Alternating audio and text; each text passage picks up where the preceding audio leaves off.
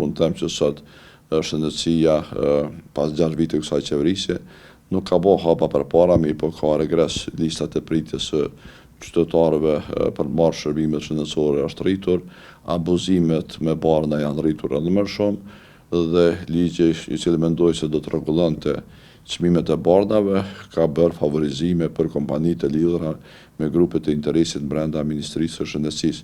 Çfarë mund të themi për këtë 6 vjeçar të kësaj qeverie në shëndetësi?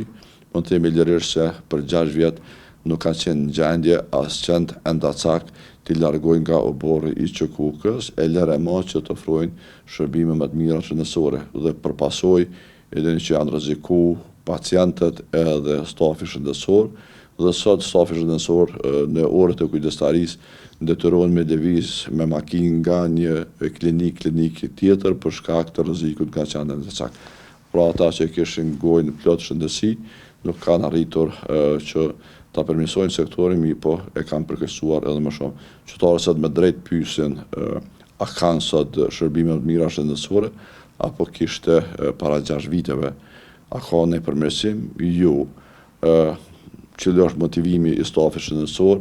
Pra është 9-0, sepse kemi mbi 3200 profesionistë shëndetësor që kanë ikur nga Kosova në qeverisjen e Kurtit. Furnizimi me barna është më i keq që ka qenë më herët. Ndonë se është rritur buxheti për barna, është rritur edhe mungesa.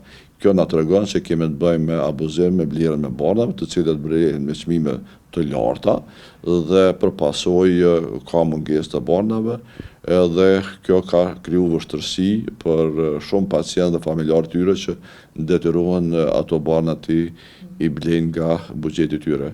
Me Partinë Demokratike, me programin tonë përgjithësi kemi para parë domethënë rimbursimin e barnave, i cili vërtet do ndihmonte qytetarët, dhe sigurimin 100% të listës esenciale të barnave, e cila duhet të revidohet dhe të jetë e bazuar në protokolle klinike. Do ta bëjmë digitalizimin në sektorit të shëndetësisë, pra platformën e pacienti dhe e-recetën, dhe pacienti nuk do të ketë nevojë që kur të shkon në barnatore ta nxjerr kulitin e tij, po me kartel digjitale të sigurimeve shëndetësore të merr barnat të cilat ka nevojë.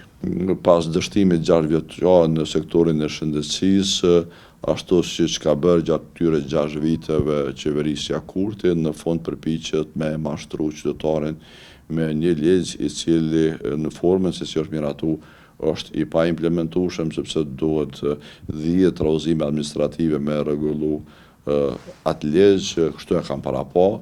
Nuk kanë pas qëllimin me i implementu sigurimet shëndetësore, sepse për 6 vjet s'kan bë bash asnjë gjë për sigurimet shëndetësore. Kjo është më shumë farsë e kësaj qeverisje, ashtu siç ka bërë çdo herë, që përmes propagandës edhe mashtrimit me po përpjekje që me e mbulu dështimin 6 vjeçar në sektorin e shëndetësisë.